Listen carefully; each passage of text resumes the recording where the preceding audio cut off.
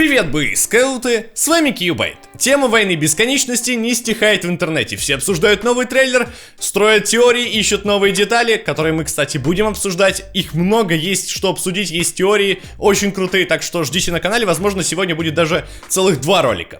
Что касается темы этого видео, это не кликбейт. В сети появилось описание якобы первых 20 минут фильма «Мстители. Война бесконечности». Конечно же, нельзя понять, настоящее это описание или фейковое, кто-то это придумал, сидя за компьютером, непонятно. Но я все равно должен сказать, чуваки, это спойлерная часть. То есть, если вы не хотите ничего знать о фильме, не нужно включать такие ролики, не нужно смотреть это видео, потому что оно может вам, например, первые 20 минут просто описать, и вы такие придете, и вы будете знать. С другой стороны, есть люди, которым это интересно, и они хотят это посмотреть, так что, если вы не боитесь спойлеров, то можете оставаться. Или вдруг это вы написали. Ну а прежде чем мы начнем, вы, наверное, помните мою паучью толстовку. Вот так она выглядит, я в ней на Игромир ездил, да и в роликах часто появлялся, когда там задействован был паучок, чтобы, знаете, гармонично смотреться в кадре, в общем, подстать паучку. И ребята из Индивида прислали, точнее подарили мне новую версию, за что им огромное спасибо от сердца. Давайте ее примерим, сейчас покажу ее. Она на самом деле очень похожа на то, что есть сейчас, то есть по цветам они вообще примерно одинаковые, то есть и логотип тот же, да, только он меньше. Но она немного другая по формату, вы сейчас поймете в чем дело, давайте я примерю. Та-дам! Это вот такая ниндзя-толстовка. Для зимы это вообще идеальный вариант, особенно если вы живете в каких-то северных городах, наверное, это будет круто. Большое спасибо Индивиду. Фильм будет начинаться с сцены, где нам показывают уничтожение планеты Таноса родной, Титан. Он будет находиться, сам Танос, он будет в юном возрасте, он не будет младенцем, но ничего поделать с этим он, к сожалению, не сможет. Он будет находиться на орбите планеты, то есть он где-то будет в каком-то корабле, скорее всего.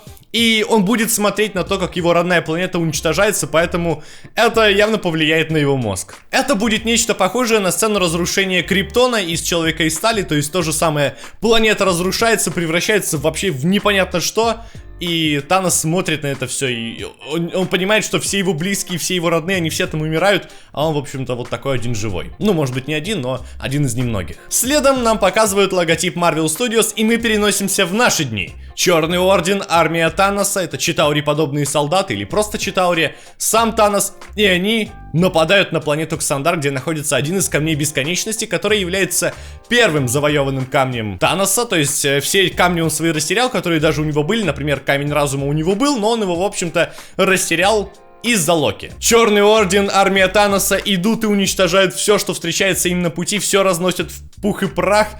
Конечно же, они не знают, где конкретно находится камень, то есть они ищут его на планете, они знают, что он на Ксандаре, его охраняет корпус Нова, то есть это тоже им понятно, но где он находится, в каком месте, они, конечно, не знают. Да и у Таноса нет ни единого камня, так что по щелчку ничего он разрушить не может, но у него есть огромная армия, которая делает все с легкостью, так что никаких проблем для него это не доставит. Разумеется, Черный Орден и армия Таноса встречают корпус Нова, они тоже их разносят, вот выходит пафосно Танос, этакий Дарт Вейдер. Я заметил, что братья Руссо, которые являются режиссерами этого фильма, частенько сравнивают Таноса с Дартом Вейдером и говорят, что Танос раз в 10 круче, чем Дарт Вейдер. То есть и по силе, и по своему могуществу, и по своему пафосу он гораздо превосходит Дарта Вейдера. И это сравнение действительно частое, так что то, что написано в этом описании, это вполне себе правда. То есть там написано, что он выходит как Дарт Вейдер, и я могу в это поверить, так как это часто упоминают где-то в сети. И вот он встречает Иранни Раэль, которая у нас появлялась в первых Стражах Галактики. Именно она и спрятала Камень Бесконечности, Камень Силы. И, в общем-то, они начинают ее допрашивать. Разумеется, ничего говорить она не собирается, так что ее приходится пытать. А пытками у Таноса занимается Эбони Мо, это мы уже поняли по трейлерам, и в описании это тоже сказано.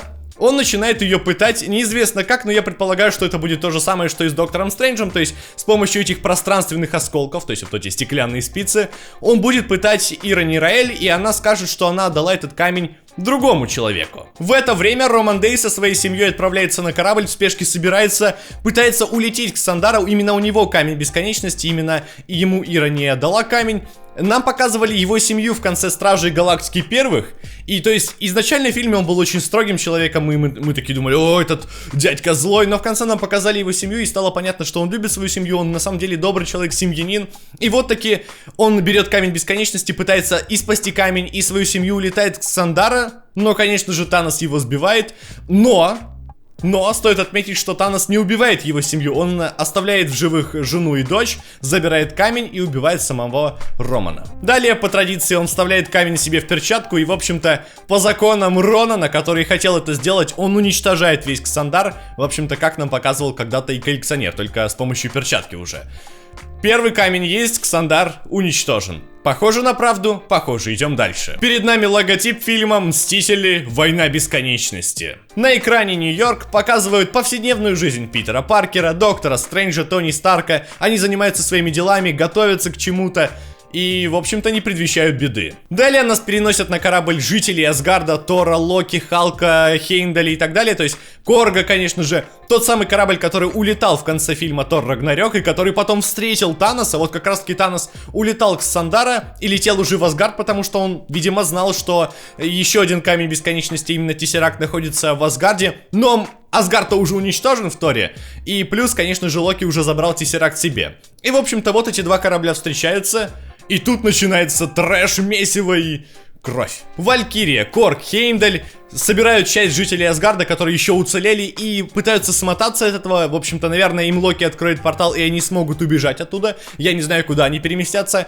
И, кстати, если вы смотрели внимательно этот трейлер, то вы, наверное, заметили, что когда Черный Орден окружил уже Локи, там на земле лежит меч, который подозрительно похож на меч Хеймдаля. Неизвестно, на самом деле, этот меч или не этот меч, но он безумно похож, и, возможно, это правда. Но это еще раз доказывает, что у Хеймдаля нет никакого камня, и, в общем-то, если Танос ему дал уйти, то ничего у него и нет. Ну а в это время Тор и Локи занимаются Черным Орденом и пытаются от него отбиться. В общем-то, происходит кульминация. Таносу надоело, что там и Халк пытается его что-то ударить. Он откидывает просто Халка, и Халк там, видимо, теряет сознание. Но Локи его спасает, открывает портал.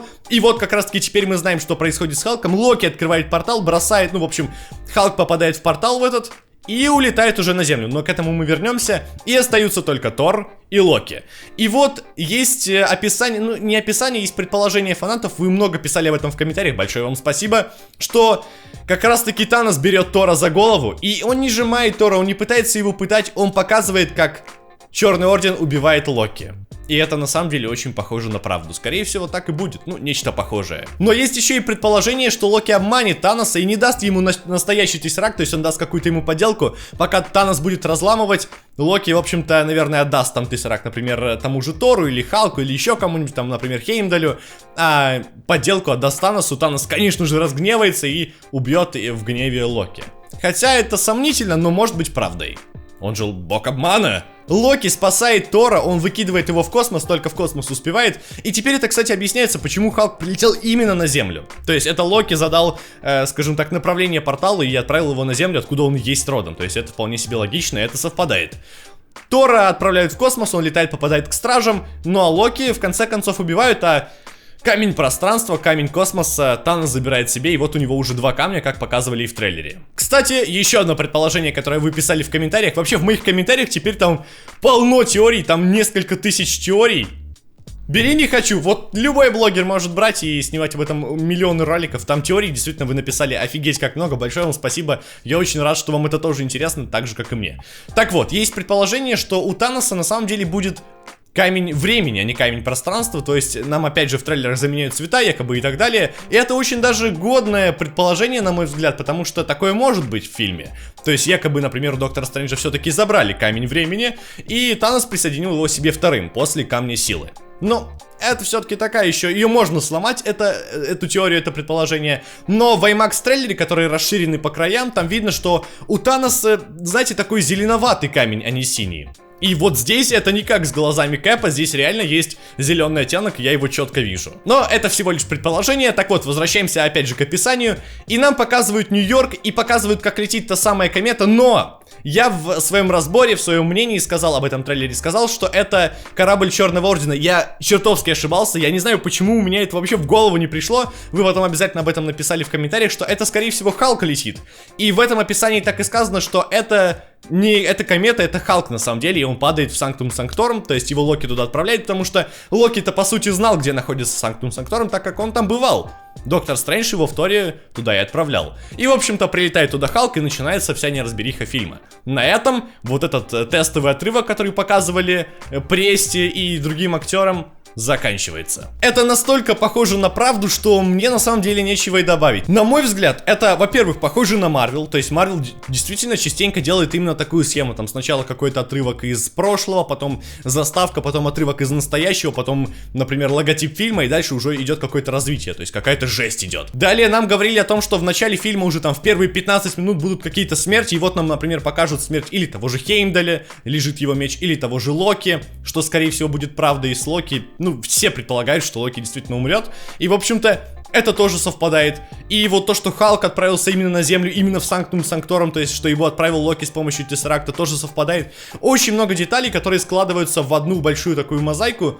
И, ну, похоже на правду, лично с моего взгляда. Вы, конечно же, пишите в комментариях, что вы по этому поводу думаете. Может быть, есть что добавить, может быть, есть, наоборот, что поправить и сказать, а вот так не может быть, потому что. Пишите в комментариях, мне всегда интересно почитать. Конечно же, бэмс, вот перед вашими глазами показано, как можно подписаться на канал, жмите колокольчик, мне это поможет. Вы будете узнавать о новых роликах самым первым, сможете заходить и писать первый. Так не делайте. Но колокольчик ставьте. Поддерживайте, подписывайтесь, всем спасибо, всем пока, до новых роликов. Чем больше лайков, тем больше роликов. Логично.